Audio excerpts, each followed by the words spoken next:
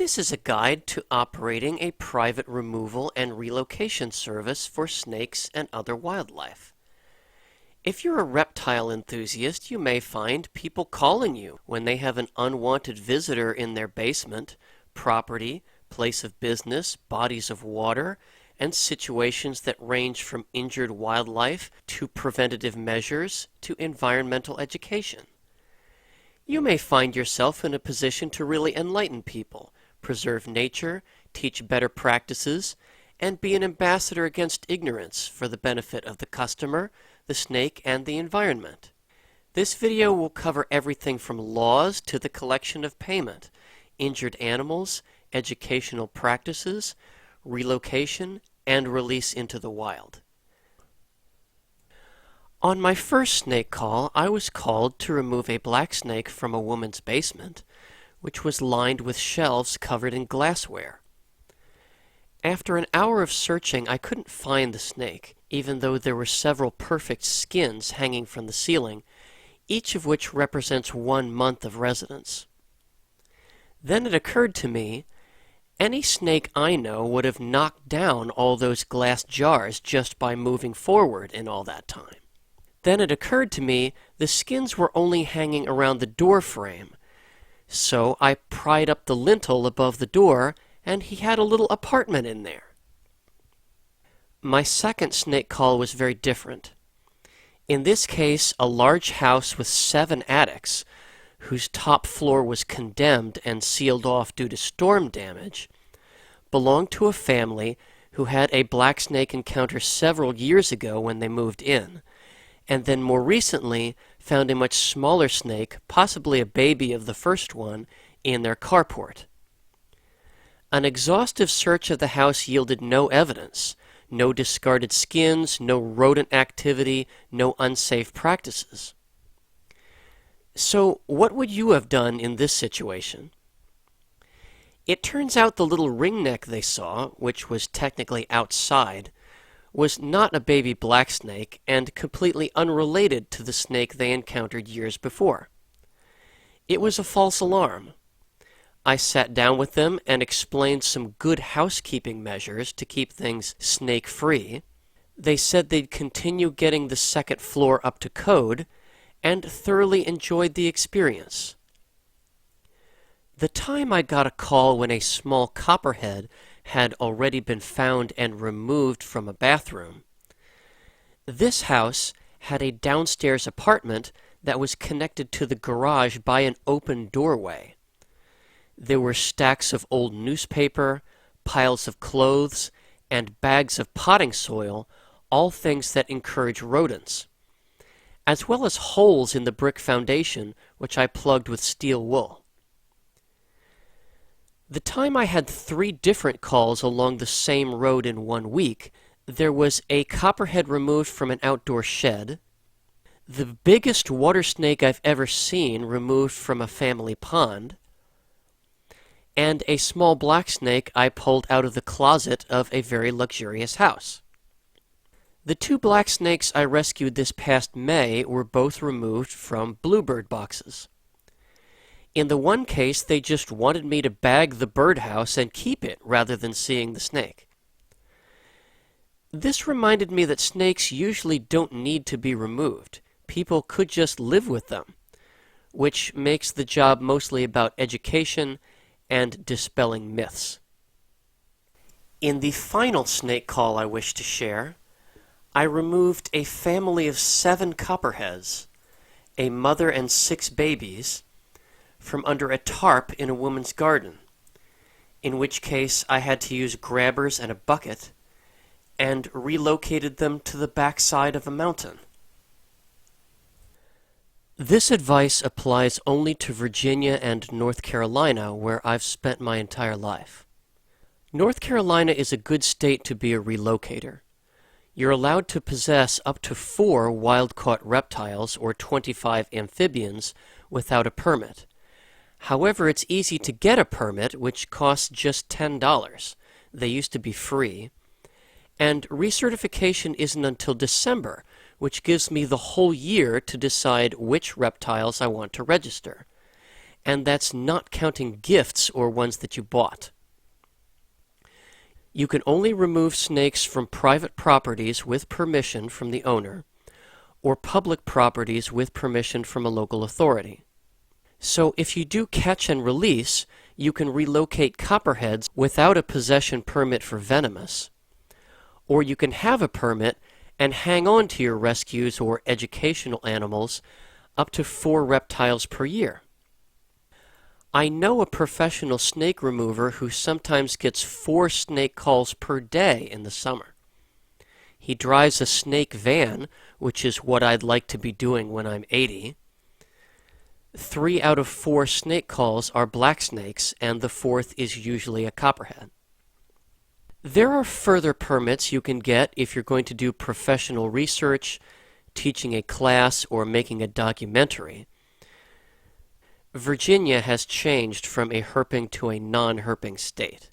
It's now illegal to flip over logs, keep animal bones, or offer a relocation service unless you have an institutional license. However, you can still catch a reptile or amphibian in your own yard and hold on to it for 30 days. The thing is, if you're a snake man, you might get a call from the police station across the street and remove a snake with no questions asked. Conservation is in our hands. You don't protect nature because regulations tell you to. The most common questions during snake removal have to do with herpetology, environmentalism, preventative measures, and myth-busting. In the science of herpetology, snake calls are a type of wildlife observation that can be reported to a number of databases just like bird watchers do, and can even be reported to your state's Museum of Natural Sciences, although they usually collect dead specimens you mail in like a fishing citation. There's even a group that's just for animal life found indoors.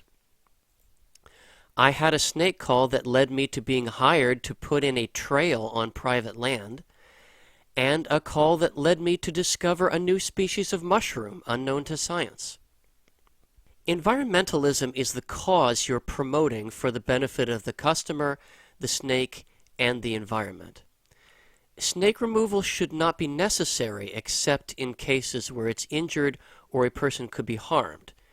If people understood that if you have a yard, there's a snake within a few inches of your face.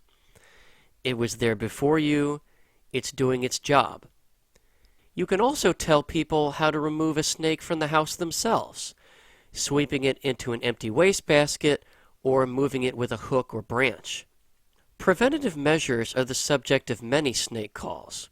Promote good housekeeping, preventing rodents and insects by plugging holes in the foundation, cleaning up piles of newspaper, blocking gaps under doors, open spaces between indoor and outdoor areas where there is potting soil, nesting material, firewood stacked against the house, debris all over the yard. Debris is good for snakes and gives them a place to stay out of sight. When I remove it from someone's yard, I just move it to another location. Or better still, I convince the client to leave it there so I can keep coming back. You can think of debris as either something that attracts snakes to the yard or something that keeps them away from the house and out of sight. Myth-busting is correcting misconceptions and putting people's fears to rest.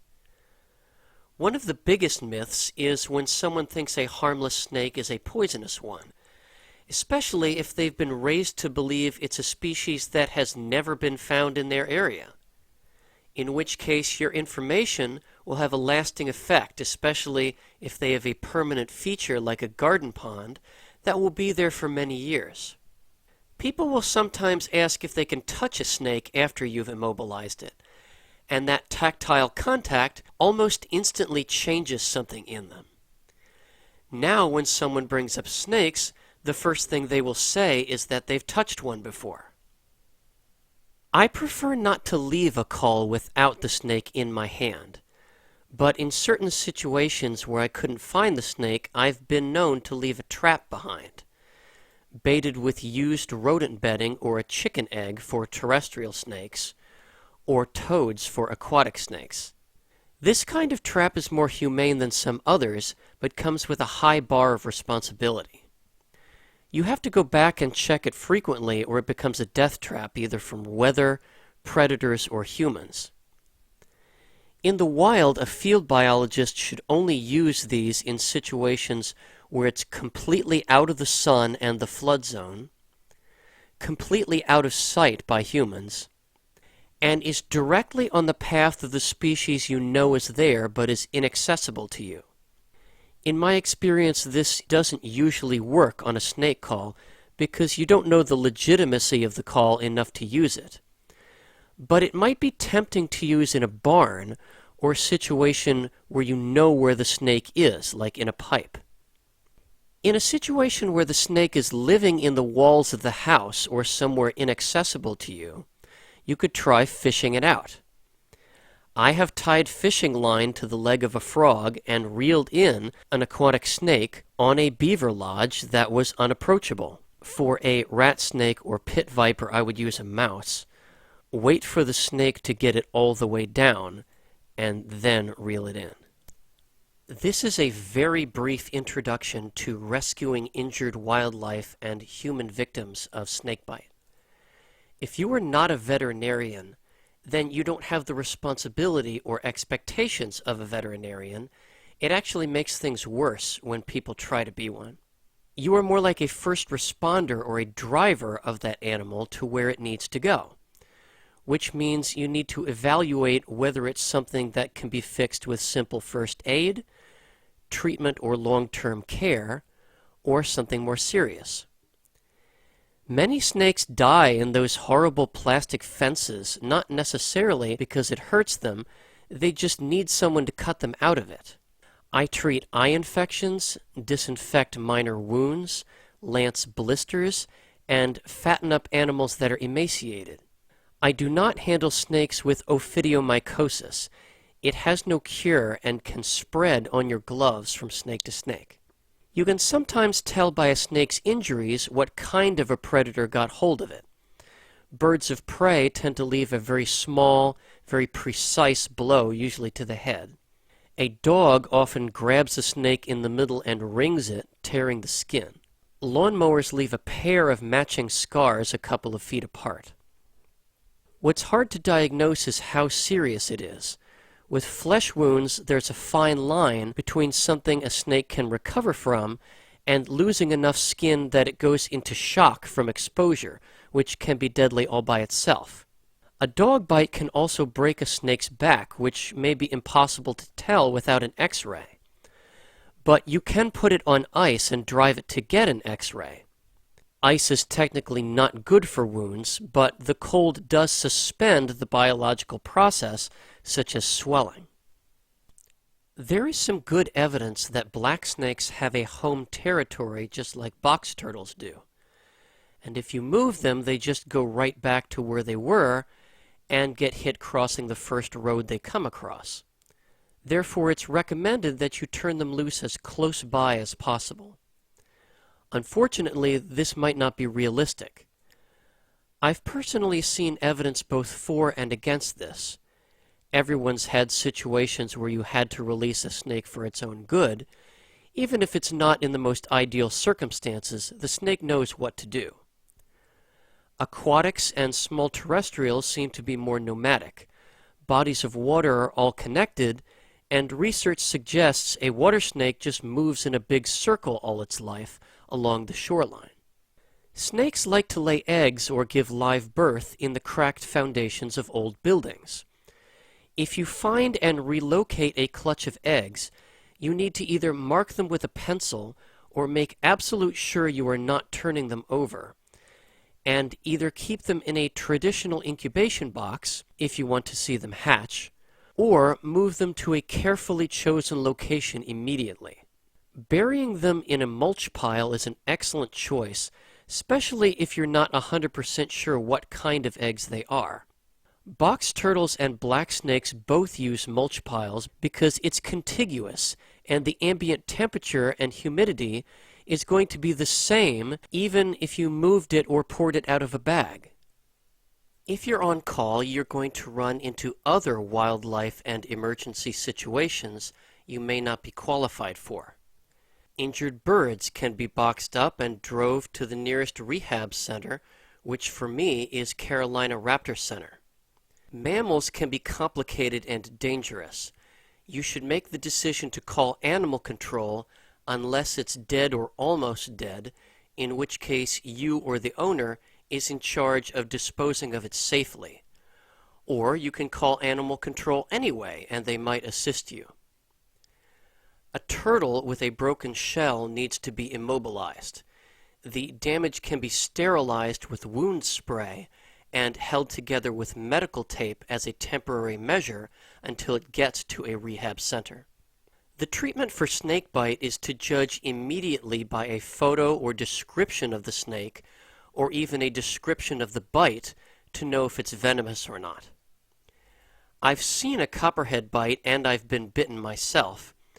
It looks like two hypodermic needles, whereas a black snake usually tries to bite a chunk of skin out of you.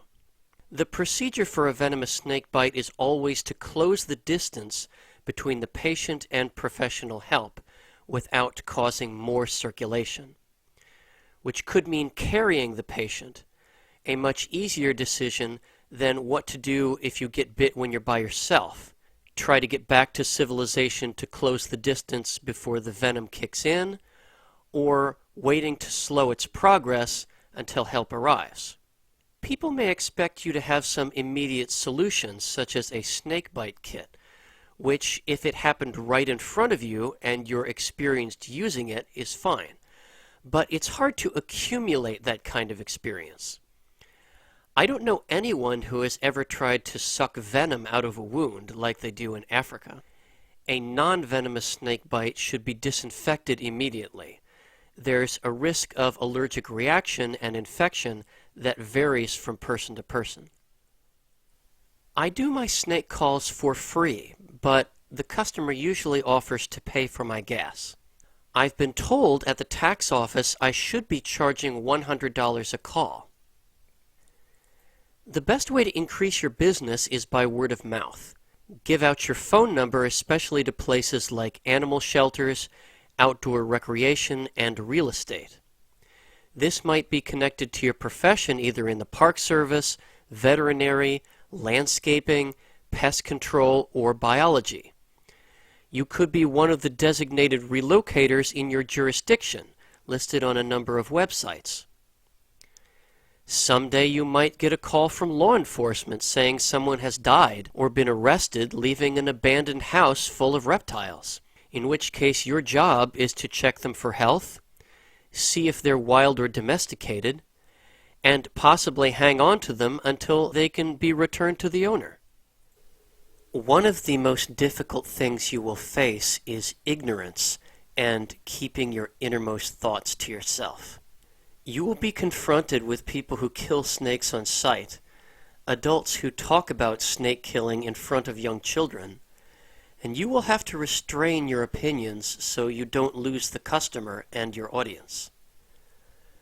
One of the most difficult situations is when people fire off contrasting points of view. If I have some baby snakes with me and some kids have asked for a little spontaneous presentation, nobody asked a hillbilly to say what he thinks from his vehicle. If you have any questions or personal experiences to share, if there's something I've overlooked in the interests of time, please reach out to me or post in the comments below. Thanks for watching.